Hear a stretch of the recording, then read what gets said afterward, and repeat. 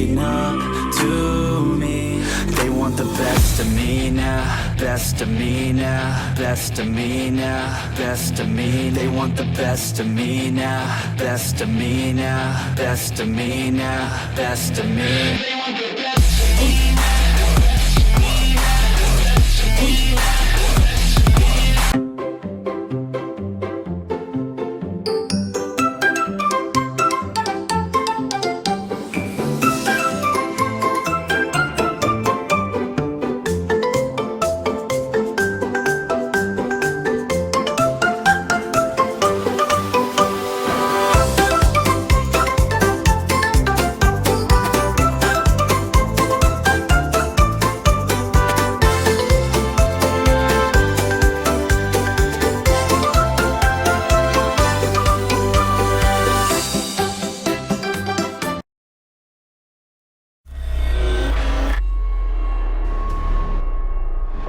In the past, we've talked about the horrible ways humans could get booted from existence. But in this episode, we will be covering the worst deaths suffered by Monsterverse Kaiju. Join us while we cover each of these deaths in detail, ranking them by their levels of brutality, gore, and violent nature, while studying the reasons why each of these kaiju perished the way they did. If this is your first time here, make sure you hit that subscribe button, smack that bell icon, and get ready to witness the 6 worst kaiju deaths in the Monsterverse. In order to help you understand how messed up these deaths were, we will be giving you examples of how these deaths would feel from a human perspective. This can get pretty disturbing, so if you're willing to have new types of nightmares, please keep watching. Number 6, the Kiss of Death. For you hardcore Godzilla fans, this method of killing is a very entertaining and in a weird way satisfying method of seeing a bad kaiju meet its end. But what did this female Muto feel whenever she died this way? And most importantly, why did Godzilla choose this method of killing? If we rewind a little bit, you'll recall that Godzilla actually already blasted Mrs. Muto in the face, but this really didn't do much besides knock her back and inflict some minor burns. This is because Mutos are equipped with an exoskeleton that helps mitigate some of the effects of the atomic blast. So now Godzilla chooses to fire his atomic breath right where there is no armor, her mouth. In order to do this, Godzilla manages to ambush the Muto from behind, biting her close to the neck, and with his strong forearms manages to hold the Muto's mouth open right below his range of fire. But how does this feel? Having these extreme temperatures travel down this Muto's throat only meant that the insides of her skull would get cooked instantly, meaning that this Muto died literally a second after this atomic breath traveled down her skull. Leaving existence with Godzilla looking down your throat would have been a truly humiliating way to go. But this method of killing was necessary in order to kill this kaiju. To put this into perspective, imagine an individual firing a flamethrower down someone's throat. Yes, this is a little messed up, but the point of us doing this is to help you understand how brutal these kaiju are to each other. Number 5, egged to death. No, we aren't talking about the act of throwing eggs at someone until they drown in yolk. This is much worse. If you read Godzilla Aftershock, you would have been introduced to the most dangerous member of the Muto species, the Muto Prime, a gigantic female Muto that evolved to be the ultimate Gojira species killing machine. But they wouldn't exactly do the killing, their babies would.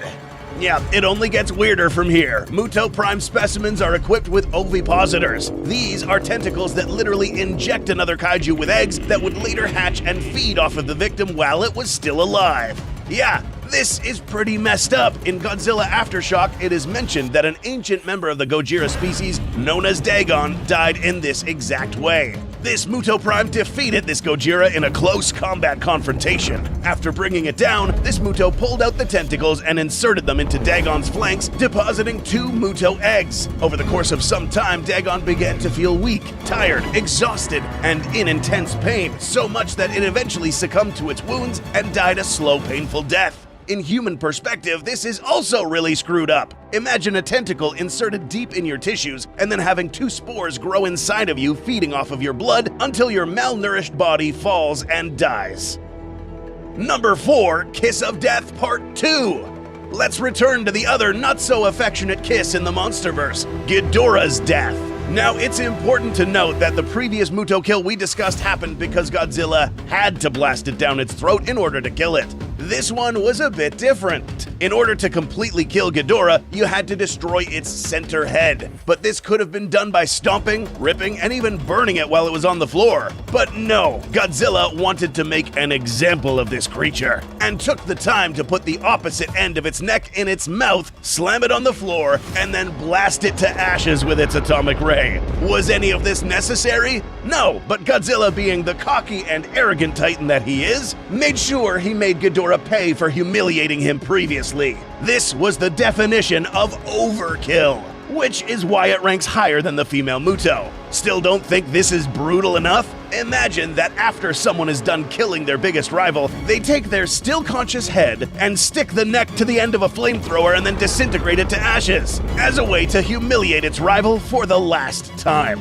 As you can see, ladies and gentlemen, Godzilla doesn't play around. But let's discuss another titan that is arguably just as violent as the G-Man. If I were Godzilla, okay, and I had to fight against his OP 5th form because I failed to incinerate it in his previous form, my first priority is to not let that thing hit me, because as soon as that thing puts a hand on me, I'm done. Okay, because it's now a more powerful Godzilla, so I'm gonna just keep tiring this thing out until it runs out of energy.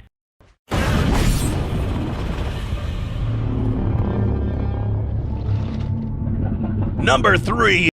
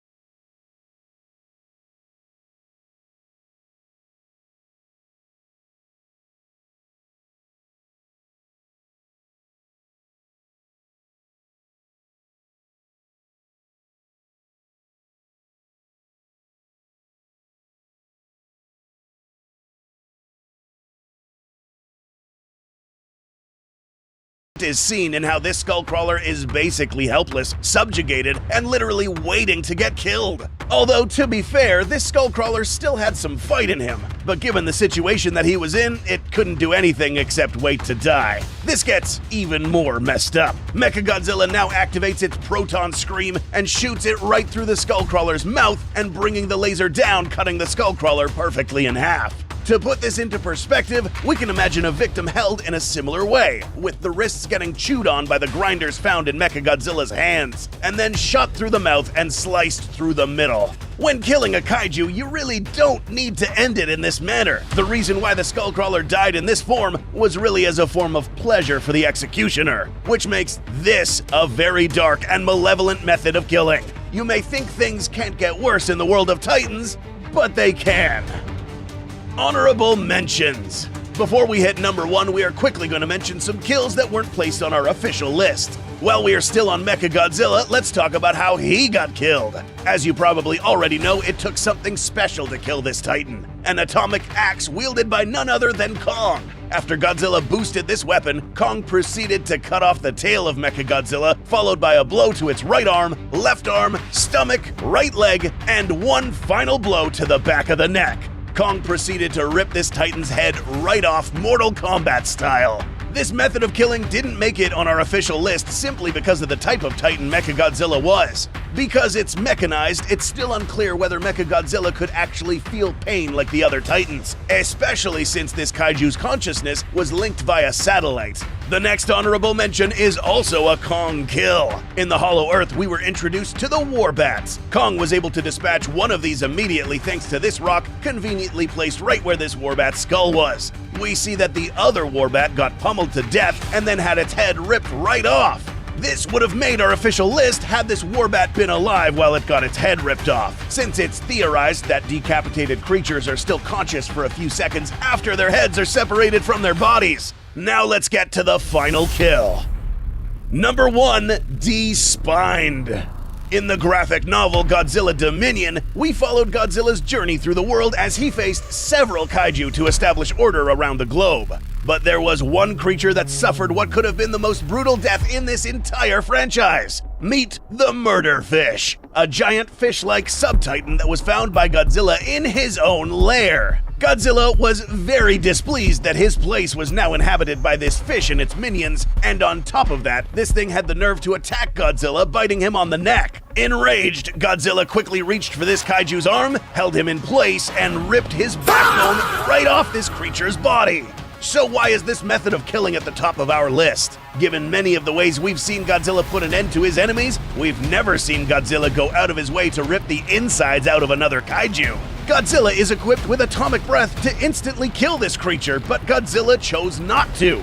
This Titan had taken its home, ruined it, and then on top of that dared to attack him. So in response, Godzilla chose to kill this fish in the most brutal way possible. Just imagine getting your vertebrae ripped off while you're still alive. That is what this fish had to suffer through.